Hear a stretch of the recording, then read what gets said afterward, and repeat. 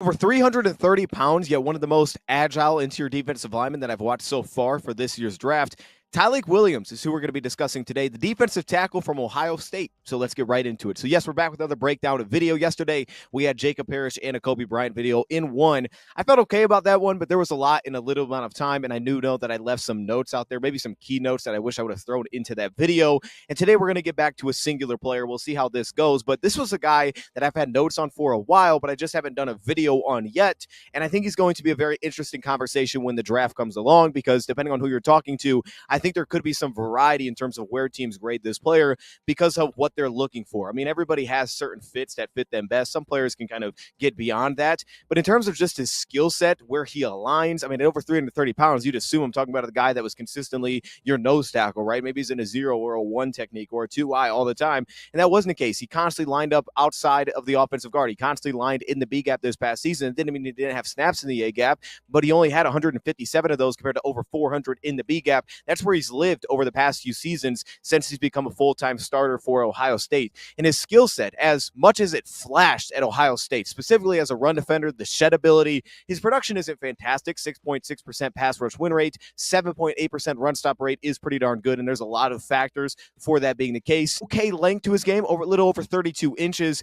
and at 6'3", 334 pounds, his athleticism pops to me. It's not just in terms of like the explosiveness, where I see some of that, and we'll talk about it, but it's really the agility. It's the body control. Those things fall into place, and it's overly impressive for a guy at his size to move as well as he does. I mean, coming out of high school, reportedly weighed like 360 pounds before he got himself kind of back right in shape, and now we're seeing a guy that athletically is incredibly impressive for his build. So with that being said, let's dive right into this. So first off, let's start with Tyleik Williams' first step explosion, and this is an area that I went slightly above average to a good grade. I think he's kind of in that area. There's a weird thing here with Tyleik Williams is trying to figure out what is his position. Is he a nose tackle? Should he be looked at as a 3-tech? Should he be looked at as more of a defensive tackle that can play on the outside? Look, the flexibility matters. In today's NFL, a lot of teams are going to interchange those guys anyway, so if you can play inside of a guard and then outside of a guard, that flexibility is very helpful. I wish his length was even better, but for the most part, that's fine for an interior defensive lineman. Where he lines up more often than not, I do think has some importance to it. For me, overall, I think that this is a player that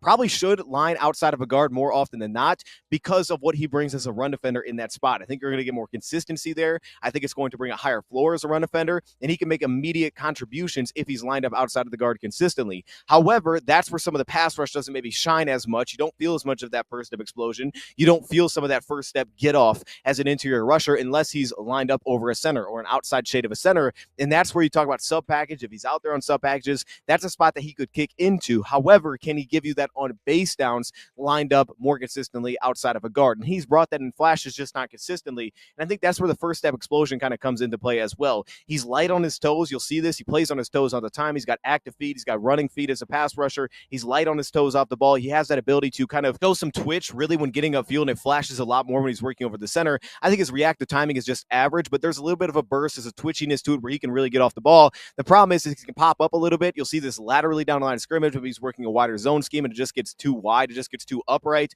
Or you'll even see it sometimes in just his upfield get off, especially the wider that he is, where it feels like he's just standing straight up before he even gets upfield. To me, it also minimizes some of the depth that he actually creates when he's working upfield as well, so it doesn't pop as often. Then you get to the little elements like the football intelligence to his game, which I think is great. I think he's a very smart interior defensive lineman. The way that he positions himself early, the early angles that he takes as a run defender, the way that he fits gaps. You'll see examples where it's a quarterback sneak. You know, there was no running back in the backfield. He steps inside, takes that away, jumps on the quarterback because he anticipates that just based on how the offense is aligned. He shows that, and he showcases really good vision through single blocks that's consistent. Really good feel for run schemes offensively. It allows him to set himself early, and then when he does work and scrape over plays, typically he ends up in the right spot. Williams is pretty accurate when he's working the run scheme. You could see the consistency there. Then he's working out in space. You see some of the pursuit speed. You see the body control to change directions as a pass rusher, but also just tracking down the quarterback. It works on stunts as well.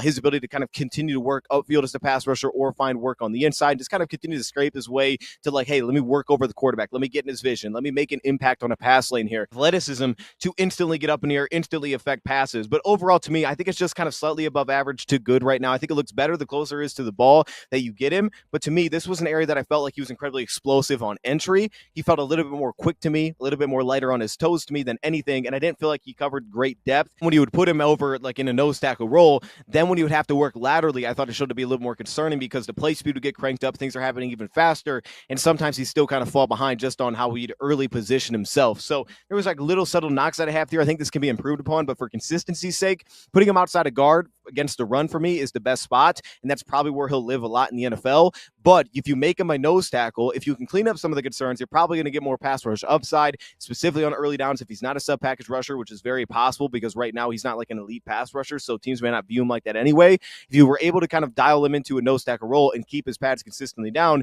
you may feel more of that explosiveness, which moves on to the play strength, which is where I have one of the highest grades for this player, specifically in terms of a critical factor. I think he's good to very good in terms of his play strength. A couple little things hurt him here, specifically coming back to the pad level, but for the most part, there's a lot that I struggle a little bit to kind of create a corkscrew. You'll see his knee kind of tap the ground. It taps earth a little bit too often. He doesn't have maybe some of that natural bend to really sink and hold his ground, recover off of that. But he also shows that athleticism where he's on the ground. He flies up, gets himself back to his feet. It's incredible athleticism, that body control that he does showcase. And to me, it's some of the bend that may be lacking there. What he does well is he takes on blocks really well. He unlocks his hips pretty well as well. Okay, I say that's adequate, but he does it really early. He wins to his spot early. This comes back to the first step. He's quick into positioning, quick into entry. He wins early. It shows up in his shed ability, which is so consistent as well. He gets his hips into it. Also showcases a lot of that core strength as well to really work and kind of throw off blocks and handle blocks point of attack. He has kind of that forward momentum that he can create into contact where he plays with a very consistently wide base, good base width on single blocks at the point of attack,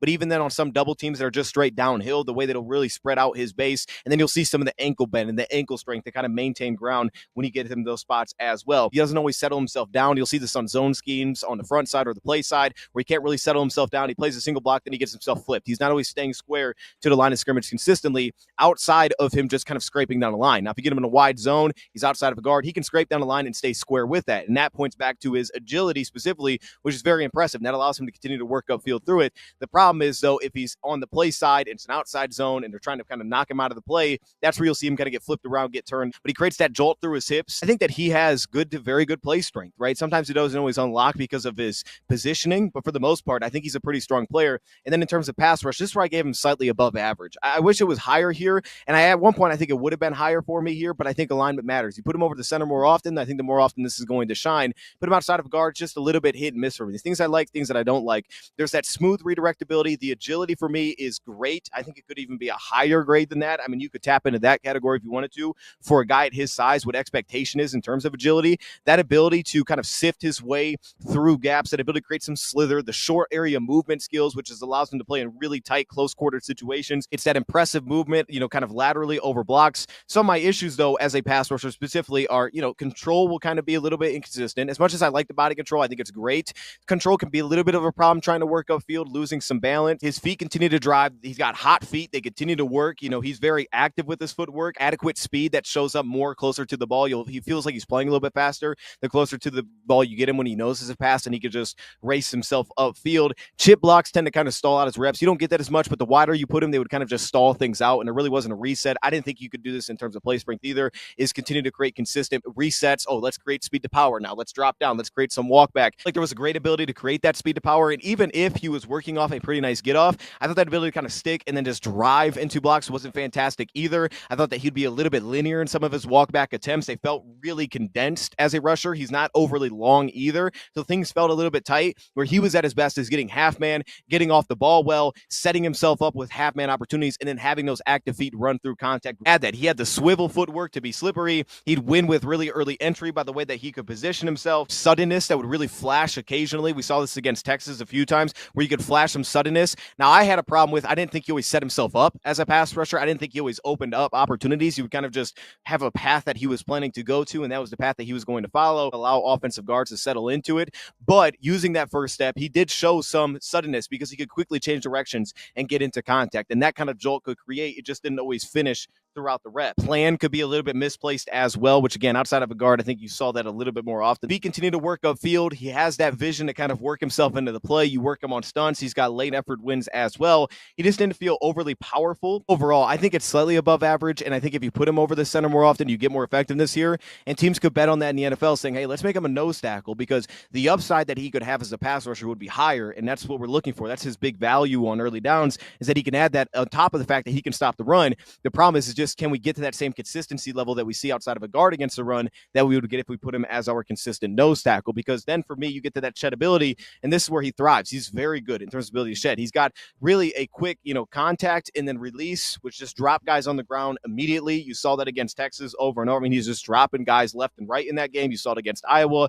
He has some ability to create gap and a half wins. And to me, it comes back to the entry. It's the hips. He gets himself square to block so quickly. He gets on blocks before they get to him. So they're not square. He is square. He's balanced. He's got a base width to him, and he's really tough to deal with. It makes it really difficult for guys to get inside his chest, find a consistent latch. They're typically having to work from the outside, or they don't have a consistent latch, and he kind of controls the rep from then on. Wins early like that. He has the hips again, create some slither. He can shoot up. He can shoot gaps, specifically that very fast entry that to me has been a problem for him as a run defender for offensive linemen. Wish he had a little more length here because I don't think he always created like consistent lockouts, even when he won early, like settling himself down, creating a lockout, really diving into a gap and a half where I can walk him back and settle my base down. He felt a little bit smaller as a run defender. He didn't feel like he was making himself an umbrella or playing super wide. Things felt a little bit tighter as a run defender, like I could fit my gap here, or I could get over top, I can scrape on top, or I can work over top, but he wasn't going to take up a ton of airspace. It didn't feel like he played a little bit smaller. Again, he could drift a little bit upright, which would get him into some problems. It could really limit his ability to actually reset blocks, but I think needs to be more consistent. We'll get to that with hands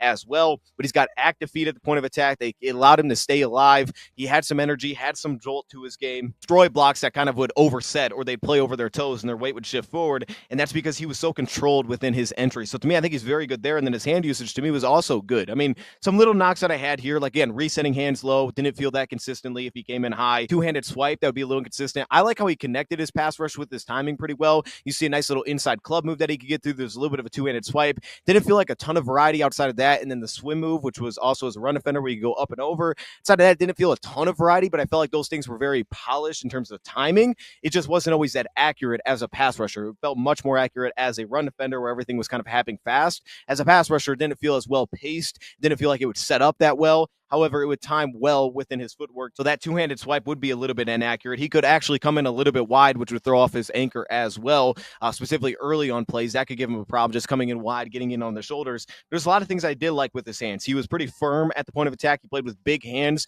on entry when he got in your chest, and he could really just control the block from there on once he won early. I didn't feel like he was overly violent with his hand usage. Win move showed a lot of consistency, specifically as a run defender. To keep his hands ready, he played with ready hands and active hands. Ready as a pass rusher, working through stunts, one block to the next. Let me get back inside. He played with very ready hands and also active hands that would just keep working as the play went on. He was very accurate to deal with down blocks, to early positioning there as well. The FBI in terms of recognizing run scheme, which would set him up early. His hands would also work really well in the pass lanes. He had the athleticism to get up into the air and affect those spots to find some break points more as a run defender. So to me, it's an interesting case. I think that he has the build of more of a nose tackle, but he has the athleticism of a guy that can work outside of a guard. In today's NFL, that flexibility is pretty necessary. I think if you put him as a nose tackle, you could see more upside and what he could be as a pass rusher, which you can also already do as a run defender, as long as we can find that consistency. When the play speed cranks up a little bit more, right? When things are happening a little bit faster, can he keep his pads down? He's going to constantly have four hands on him if he's working nose tackle. So if that's the case, can we just have him not get bullied basically as a run defender? Can he maintain what he's so capable of as a run defender as working outside the guard, which right now is his big selling point, because then you put him there and as a pass rusher, it's serviceable. He's with a very good motor as well. He's a smart player. He has the ability to track. He can tackle and finish. He can close in space. You're going to get enough there, right? That's worth drafting, but I don't know that he's going to become a special pass rusher consistently having to work outside the guard. I don't know that you tap into his explosiveness much as you could the closer to the ball that you get him. So weird spot, which could have teams a little bit I don't know exactly, what we're going to fall in love with here or what we love for him position wise, but a team that wants flexibility, this is a guy for you. If you want flexibility in the interior, Tyleik Williams makes sense. And as a run defender, if you put him in a spot that he was at Ohio State, he's going to defend the run well, and he has some upside with ways that he can defend the run. It's just inconsistency on combo blocks is a problem. And as a pass rusher, how much can you improve that? Because I think it can be quickly kind of improved just by improving the setup of all of it. That way it's just not like he's just throwing things. If you can improve like the intention to detail when he's going to certain moves, I think his pass rush could improve from where it is right now, just alone. But I don't know how high that ceiling is the wider he has to play from the ball. So overall, for me, I ended up with Tyleik Williams at a 6.32 grade, which drops him below Jahad Campbell, but right above Jalen Royals for this year's draft. That to me feels like a day 2 pick for sure, but it's going to be very interesting because I think he could have some movement. I wouldn't be shocked if he fell in the draft because people are kind of weird like on how he plays. He's not an elite pass rusher. His explosive doesn't pop as much to me on film, but at the same time, he may not be that far off from making an immediate contribution. And if you can dial him into the right spot and you have a scheme that feels comfortable for him, that he could get to a much higher ceiling. Let me know your thoughts, comments below. Thank you for watching, and I'm out.